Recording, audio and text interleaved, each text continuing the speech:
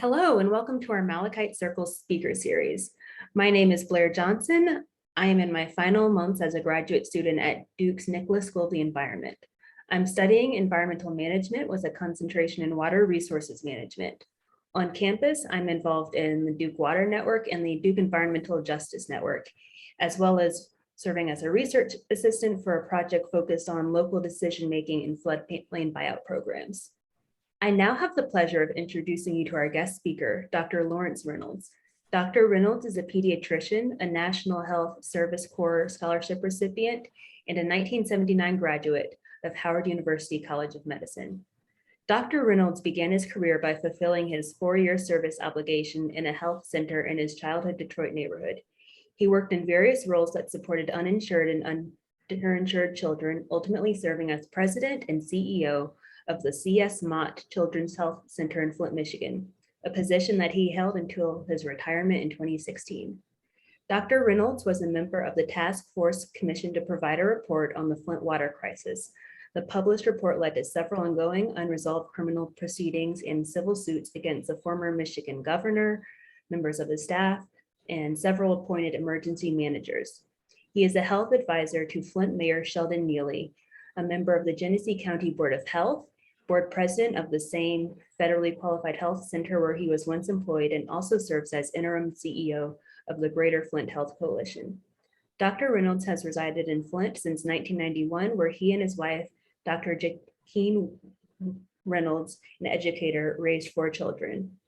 He believes that the essence of community health is to practice where you live, work, and worship to achieve health equity and social justice. To start off the speaker series, Dr. Reynolds, I'd like to ask you, what inspired you to get into the medical and health advocacy field? Well, I was a political science major in undergrad. I also was involved in some union activities. I guess that's due to the influence of my stepdad, but also growing up in the late 60s, or at least having mobility in the late 60s, I found myself in several situations where I had to learn how to organize, work with new organizations, grassroots organizations, and look out for my community.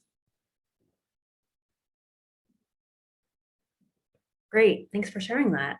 Super insightful. Did you find that you had more challenges as an African-American man in the field? Well, in which field? There's always medical the issue field and health advocacy. Well, yes, I was probably the second generation, if not maybe the beginning of the third generation, after real segregation continued in many professional fields, especially medicine. And the reason I eventually came to Flint, Michigan, was because at the time, the hospital here, Hurley Hospital, was what we called an open hospital. They did not practice excluding physicians of color, Black physicians from their residency programs. And believe me, those walls had just come down when I graduated in 1979. So there's always, it always takes some patients by surprise. I do recall one family I was treating when I was the attending on the ward, the supervising physician, said that they didn't want an N-word for a physician, and they wanted someone else. So I pointed to the residents who I was supervising, and they went to the residents, and the residents told them, well, he's our supervisor. So she quieted down. But that just comes with the territory, as you may find out, unfortunately. Yes, definitely. I'd also like to pivot to hearing a little bit more about your experience with the Flint Water Advisory Task Force. Can you tell us what happened with the water in the city of Flint, Michigan, and about how your experiences on the Flint Water Advisory Task Force shaped some of your further work and what that experience in general was like?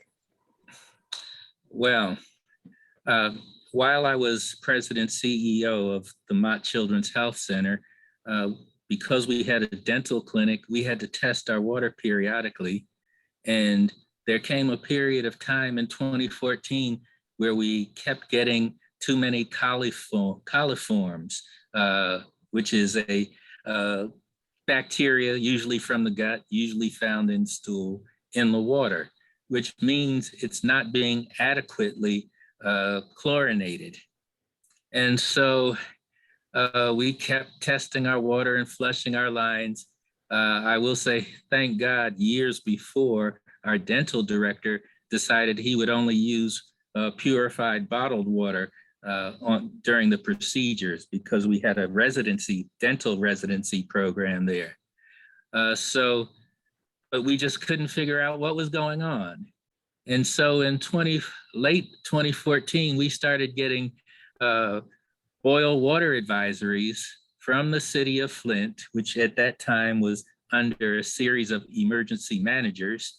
We kept getting these boil water advisories, and we just couldn't figure out when we could open, because we still had water fountains, and we still used, some people used water to make their coffee, make their tea.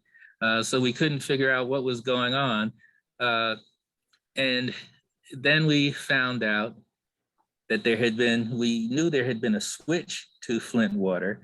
What we did not know, and when I say Flint, I should say Flint River water. What we did not know was the plant was not equipped to process water. What we did not know was, based on the population we had at the time, the system was overbuilt so that we had water with inordinately long residual times within the system. And the longer the water is in a system, the less chlorine you have in the water, which means you have the risk of bacterial overgrowth. And then we had a 40% water loss rate. And what that means is 100% of the water comes out the plant, but only 60% is accounted for, which means it's most of it is leaked out. So if something leaks out, something else has to be able to leak in, especially if you can't maintain pressure. So then we had the next step, and that was in order to clear the lines of this contaminated water, there was flushing. Now, usually there's this laminar flow of water through a pipe, but when you start flushing pipes, you get turbulence, and the turbulence breaks up a layer of, it's like tartar on the teeth, called biofilm. And this breaks up. And so when that biofilm is broken up, the bacteria that have been sealed behind it leak into the water. And then there's also like a crust on the inside of the pipe that has micro pits, and bacteria are in those areas too. So you get a whole different group of bacteria, some of which are disease causing, which comes to Legionella, which is a bacteria that causes, it used to be called Legionnaire's disease when it was first discovered in Philly. So it did cause disease and deaths.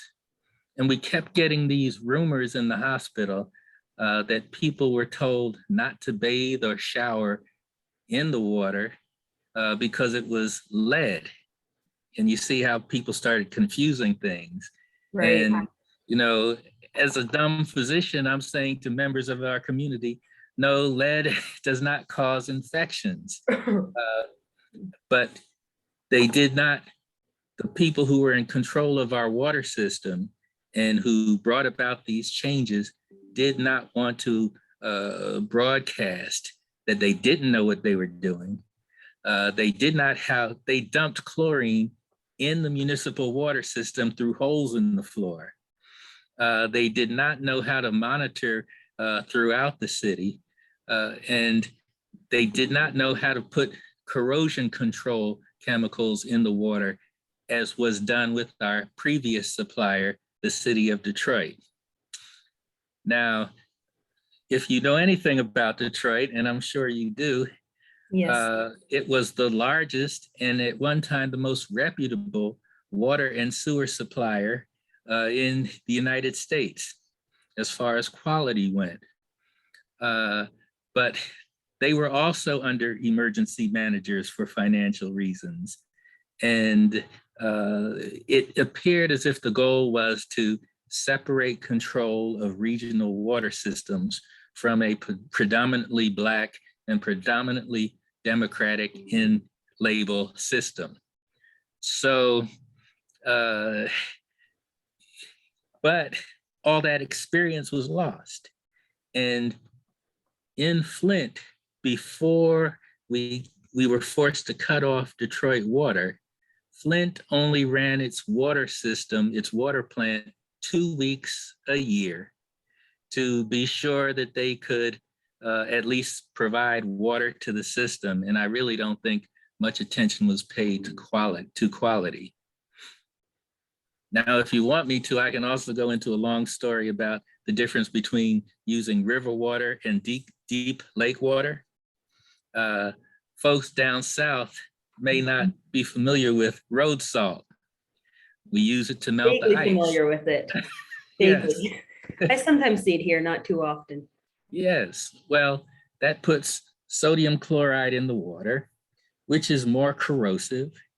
Also, when you have rainstorms, if you don't have appropriate drainage, that drainage water from sidewalks, streets, roads, it gets washed into the river. And so the whole quality of water is different than what you find in deep lake water, like Lake Huron, from which was our original water source. Oh, okay. And I know you're sitting there thinking, well, why does a pediatrician have to know all this stuff? I never imagined that I had to know this stuff, but I learned to listen. Just like you, we have to handle problems, and the more you dig, the more you find out, and you also ask questions. So that process went on for most of 2014, from April 2014, and then we got into 2015. Then people started complaining that the water was brown, it was discolored, it smelled bad. Now, I must admit, having come from the East Coast, I tended not to freak when I saw a brownish water coming out when you first turn on the faucet. But, once again, that's ignorance, because the issue of water quality really was not out there, was not discussed in medical school. And some places on the East Coast had completely different water sources where they process things completely different. And I'm not saying better, but because the water is different, the process is different. And sometimes there are fewer complications that we would find here dealing with river water. So that was the next set of problems. Mm-hmm. So these things were presented to our Greater Flint Health Coalition, which is a multi-sector group. It includes businesses, healthcare, unions, all trying to figure out how we could deliver the best healthcare to our community. But this became a cause for concern. And we would bring the mayor and the public works director, who was appointed by the emergency manager, who was appointed by the governor to take fiscal responsibility for our budget. We would invite them and try to get to the bottom of this. So they assured us there was nothing wrong. So the community kept pushing us, I must say. Now because many of us lived in Flint, could not dismiss it. And when my wife said, I'm not drinking this water anymore. I had to listen. Right. So we kept digging. Uh, there was one of my colleagues who is a, a public health graduate of University of Michigan, as well as a pediatrician, started checking out the water along with an environmental engineer from Virginia, University of Virginia, Charlottesville. No, I'm sorry, Virginia Tech, who had experience with water systems in DC and other places. He found that the water was corrosive. He found that in certain systems, there was lead in the water, but it was Dr.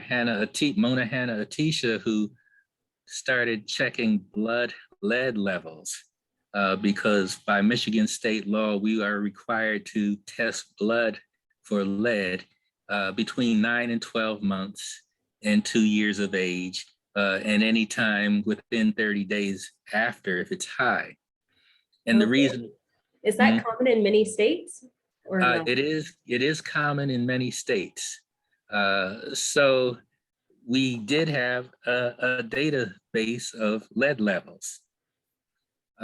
So she, did her statistical survey and found that we had significant blood lead level elevations in children.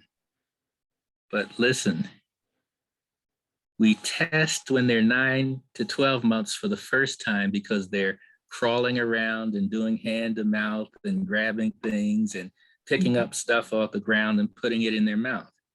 Right. We were not spreading. Yes. We were not testing infants who were drinking formula that was mixed with tap water that we later found out was contaminated with lead. So we have a whole cohort of infants for at least 12 plus, at least a 16 to 18 month. Well, that's not exactly correct either because we didn't start replacing lead service lines. So for almost a 4 to 5 year period, we're drinking formula made with lead contaminated water. And infants are little bags of water. Most of their body weight is water. So even if they're breastfed, moms during pregnancy had lead in their blood and in their bones, and they had a high turnover, especially if their calcium intake was low. If you don't have calcium, which is supposed to be in the bone to turn over, if you have lead in your bones, the lead will come out with the breast milk. So it was a total disaster. And if you want to see pediatricians foaming at the mouth and parents and school teachers, just tell them that their children are ingesting lead, especially infants. And children under 5 are especially sensitive to exposure to lead in their developing brains. So we knew we had a disaster. We, as a group, physicians, community people, and the Health Coalition, and some of the hospitals had to hold a press conference without sanction from the city government or the state government or the federal government and say, we have an emergency here. And we instructed families not to use tap water for cooking, drinking, mixing formula. The health department was rather passive in the county. The state health department was obstructive. Basically, they said that this was a misguided public health researcher, Dr. Mona Hanna-Attisha, and they disparaged her. But they underestimated the capacity of the Flint community and allies. And we stood fast. So finally, they had to withdraw that statement.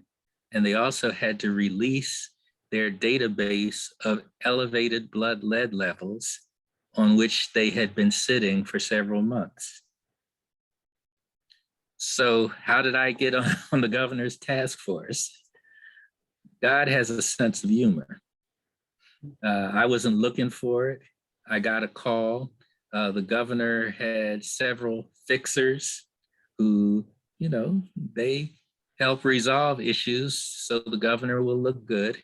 And, I looked like a respectable Negro. So they called where I worked and asked if I would do so. Well, they should have checked. See, I came up during the time of Mayor Coleman Young, who was our mayor here. We had a famous attorney, similar to, on a state level, the stature of Benjamin Crump. His name is Ken Cockrell, who taught us how to work the legal system when there is an injustice.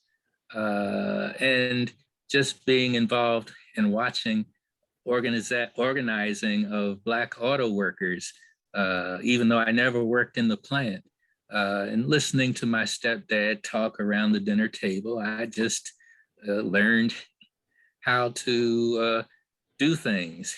And then I failed to mention my father, who was a New York City internal affairs police officer, and my mother, who was a New York City public health nurse at one time. I had all these influences, so they really didn't know who they were asking to do the job, to make a long story short. And they expected, I was one of 5 men. I was the only Black man, the only person of color. And we were such a disparate group of individuals. We had someone who specialized in municipal bonds. We had the former Republican head of the House, I think it was the House Senate from the western side of the state, which is a lot more conservative. We had a former Department of Health and Human Services chief medical officer. Let me see, did I cover everybody? Well, those were, and myself. And so they expected that we would be at odds. But what was done was so wrong, was so egregious. After we met over a period of 6 months, but after the first 6 weeks, we were sitting around the table and it got quiet. And somebody, I can't remember who, asked, "Are you guys having trouble sleeping at night?" And everybody raised their hands because this was so bad. And so this was not going to be a fluff activity. Right. So without any subpoena power, without any legal authority other than saying we're here to interview as we were ordered by the governor to gather information, that's how we did our work. So let's say we were underestimated, or it was a total miscalculation, and it was divine intervention. Because we did generate a 46-page report with a timeline where we laid the problem squarely at the governor's feet, at the head of the Department of Health and Human Services feet, at the head of what was called the Department of Environmental Quality, that director's feet, the chief medical officer for the state of Michigan, and a group of people who were in the childhood lead level prevention program, who had obscured the information that was available. And that led to criminal charges. They were charged. I was one of the first witnesses in the criminal case. And then there were civil lawsuits for damages, injuries to people and to their households.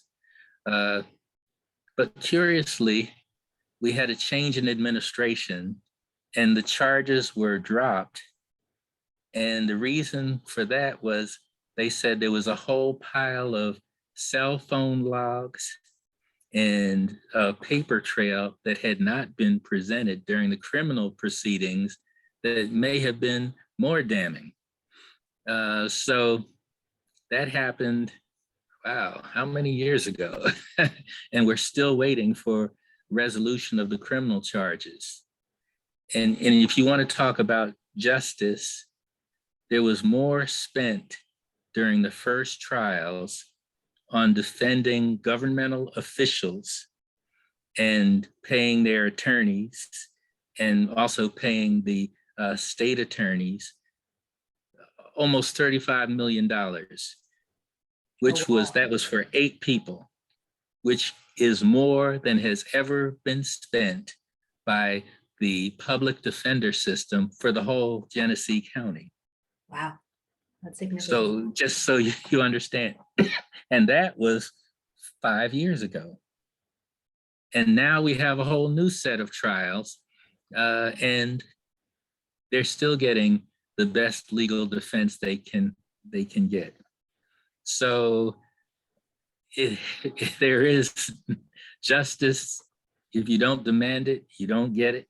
Right. And if you do demand it, you might get it. So we are still waiting for things to play out here. What many people do not know is they heard about the civil suit settlement, which was a figure of about $625 million that was paid by the state, a smaller amount by the city, and 2 engineering firms and a hospital pulled out and said they'll take their chances in another court case. So the attorneys got 1/3 or just under 1/3. And how many people signed up as plaintiffs? 80,000. Wow. Okay. That's probably close to the population of Flint. Well, that includes people who lived, worked, and played in Flint or had childcare in Flint. So now it's down to about, I think they're down to about 40,000 plaintiffs. I was one, but there was another issue, and this is how the issue of environmental injustice gets compounded with the issue of, well, let's say ethical and moral lapses. Right. The plaintiff attorneys could not figure out a way to decide how we can determine who was most exposed. And somehow they got the idea that they will do bone scans.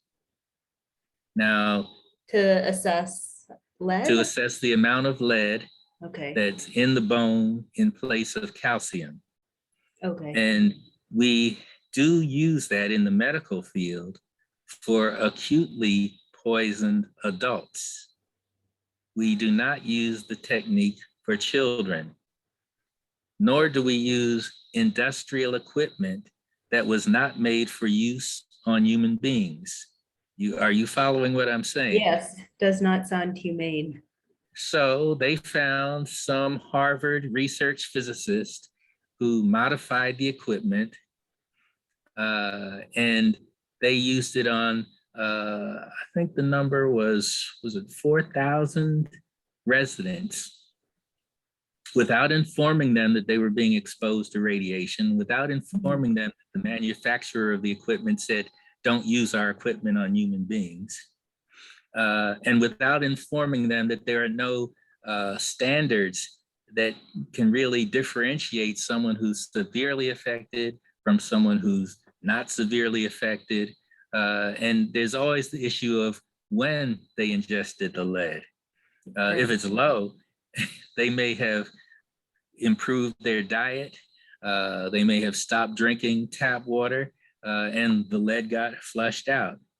If it's high, we don't know, there's other sources of lead contamination also, but this was being used to determine how much somebody would get paid.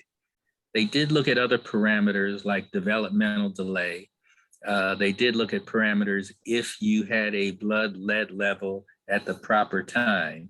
They did use that, but as I said in the beginning, we don't routinely test infants who are bottle fed Right. or lead. So we missed that window of opportunity because it declines after about 35 days. Right. But it still does its damage in the brain on the cellular level, the brain and other organs. And it also affects adults. So this process is still ongoing. There will be cash settlements in May. I actually filed objections in federal court. I had to get another attorney because I didn't want to interfere with the cases of people who either didn't understand what was going on, didn't know what was going on, or didn't care what was going on, and was able to get a pro bono attorney who handled my objections. And they were overruled in November of 2021.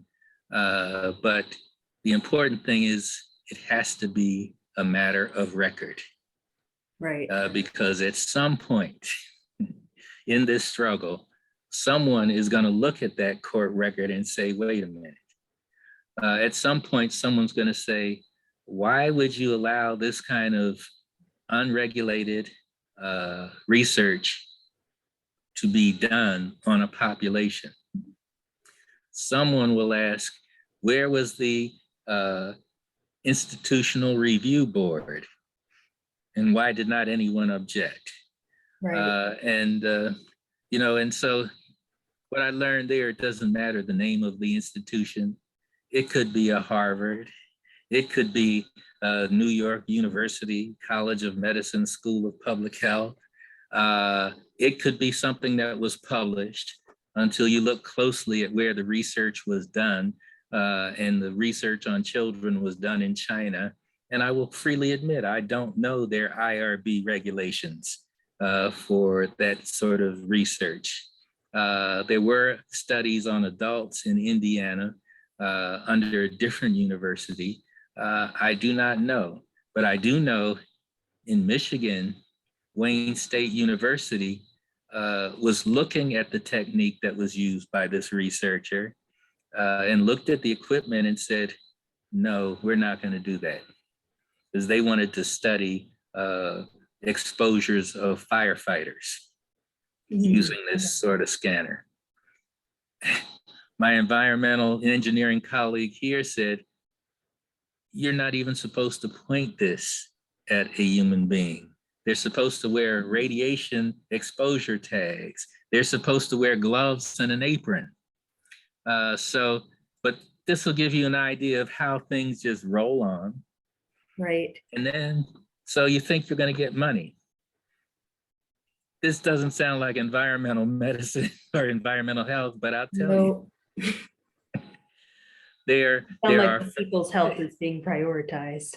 Yes, there are federal laws which require state government to claw back monies if any money garnered in a civil suit was used to pay for medical services for someone who got an award. So in other words, they'd get the money back. The health insurers, Medicaid, Medicare, they'd get their cut and the lawyers would get their cut before the plaintiffs would. I never knew this, but now I know.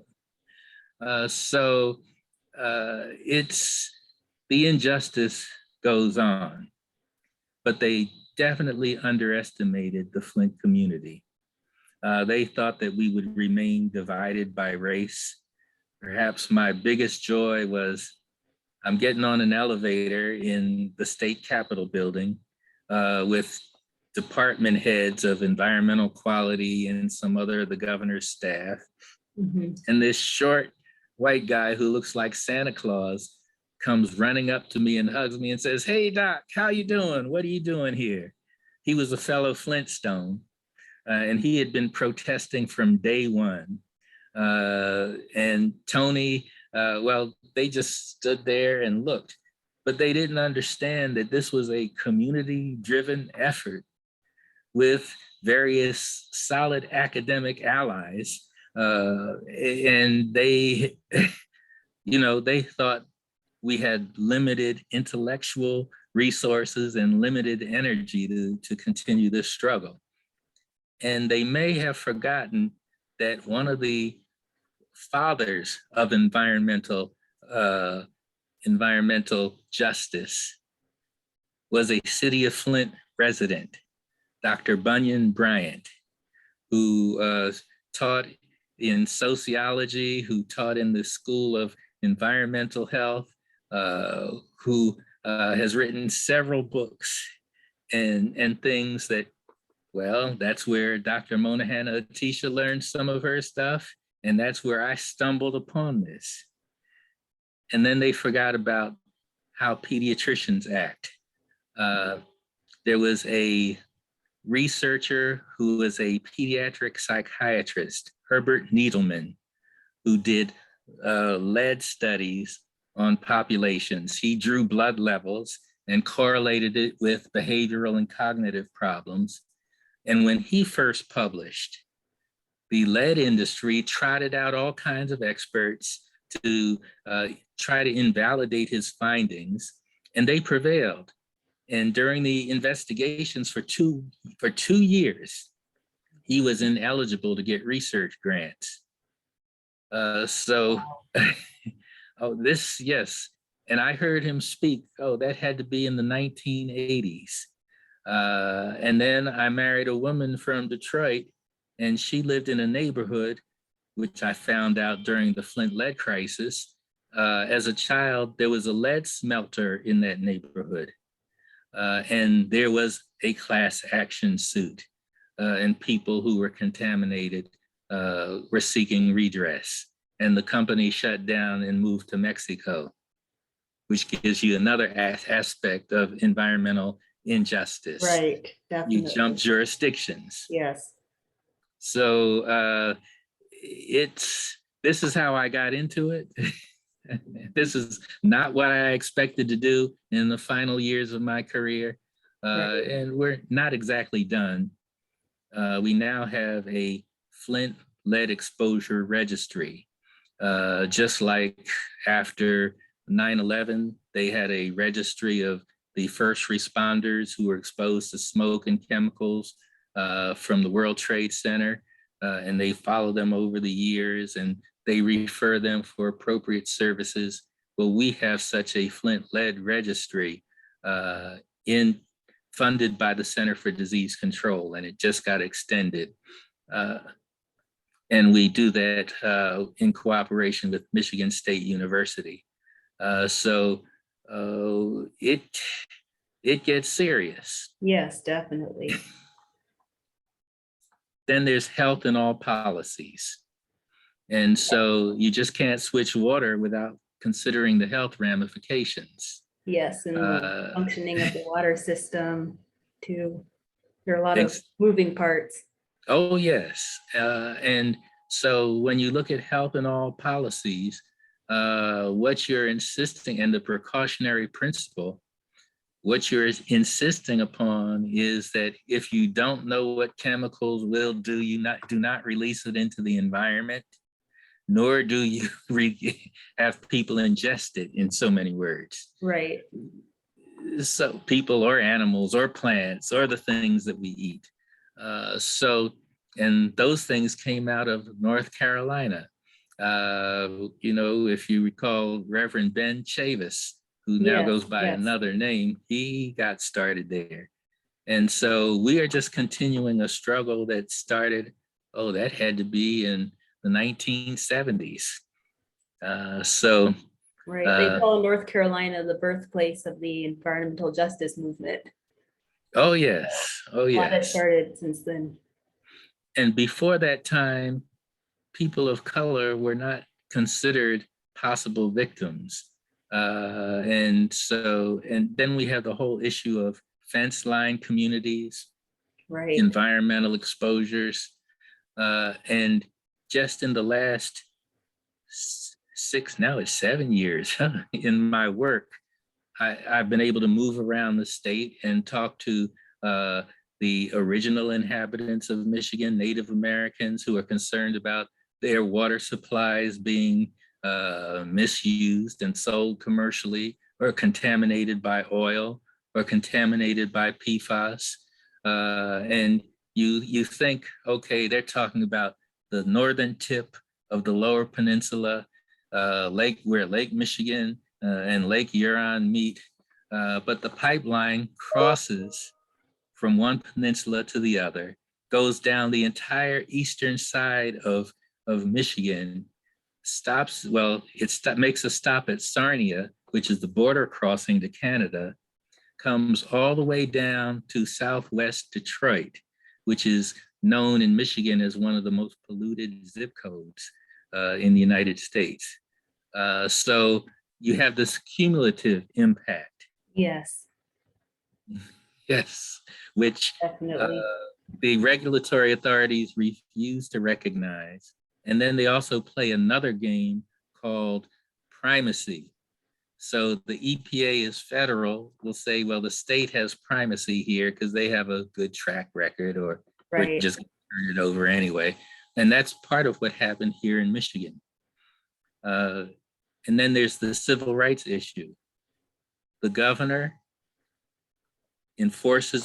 practices a law that was, for the first time, it was rejected by Michigan voters. So in what we call the, the dead duck period, where everybody's terms start to wrap up. Oh, the lame duck, yes, yes. Yes, well, this was a dead duck because in the middle of the night, they passed another law which authorized the governor to do the same thing, appoint emergency managers to take over local government under the cloak of fiscal being broke, and allowed that person to cut anything from the budget to balance the budget without considering its repercussions.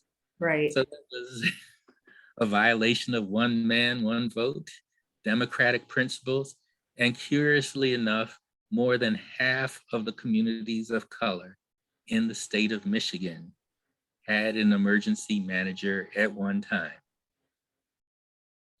So, and what I should say is half the population of communities of color were under an emergency manager.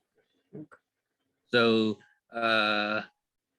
that is how there's this intersection of health in all policies, the precautionary principle, health equity, environmental justice, civil rights, human rights, all overlap into what we might call social justice. Yes, definitely. And so this is the world that we are passing to you and your colleagues. And you will find you cannot do it alone. Definitely not. I suppose, given that experience and how we can adapt different practices and be open to learning and asking questions in order to get involved in the field, I'd like to hear, what advice would you like to give to young professionals interested in the intersection of environmental and public health? First, you have to become a part of a community. Be adopted by a community. Listen to what people are talking about. It could be in the hairdresser, the barber shop, the grocery store, in church, in PTA meetings.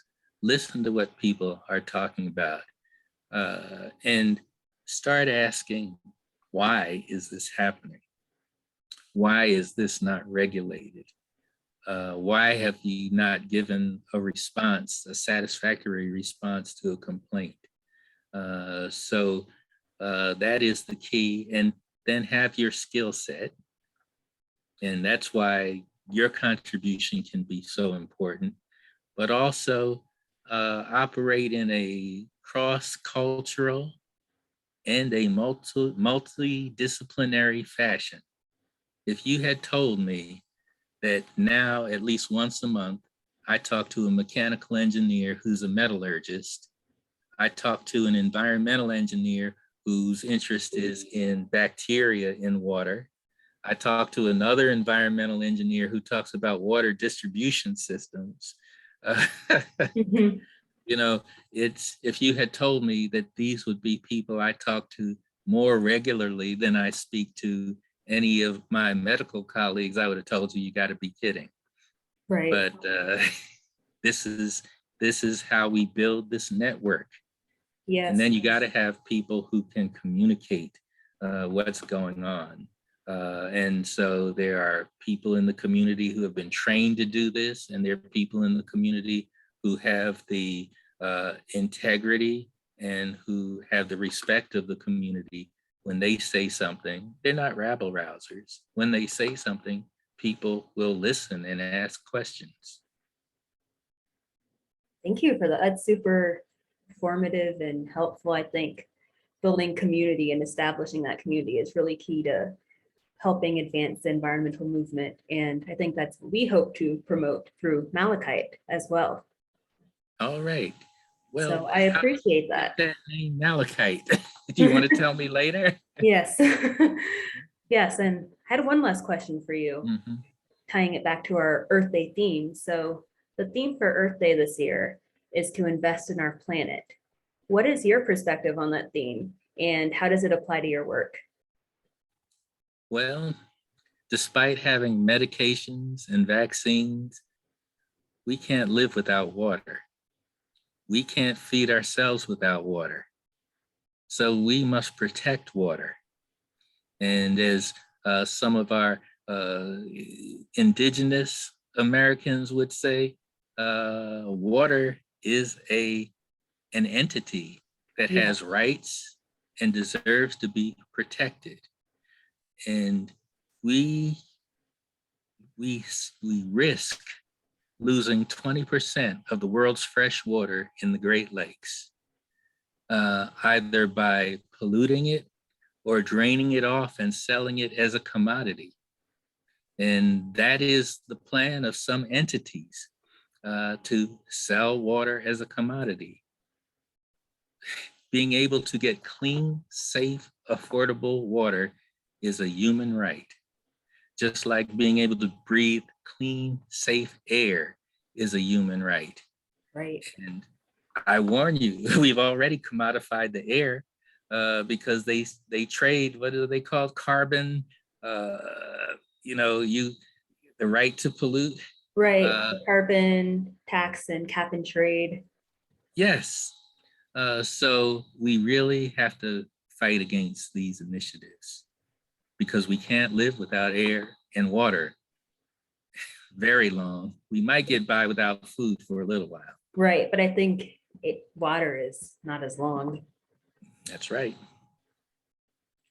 That's right. Thank you. I feel like we definitely need to promote the human right to water and ensure that it is readily available and of high quality. And affordable. Yes, and affordable too, exactly. Oh, yes, because Very in the true. midst of a hepatitis A outbreak region-wide, state governments and local water authorities were still shutting off people's water because they couldn't afford to pay their water bill. Now, that's like smoking a cigarette while you're pumping gas. You say, Right. oh, well, I never had a fire before, but it's dumb. So at least dumb, if not Yes. hateful. Very true. Dr. Reynolds, this has been super fascinating, and while I have a lot more questions, unfortunately, our time has come to a close. So I wanted to thank you for the gift of time today to share your wisdom with viewers regarding your experience in Flint and your experience in the medical and health advocacy field, as well as your pearls of wisdom on how we can build more environmental stewards that are focused on delivering healthy and clean air and water. So thank you for your time, and thank you for joining our Malachite Speaker Series today. And check out that town south of Dallas, Texas, where the water angels are still delivering water to a predominantly Black farming community outside of Texas.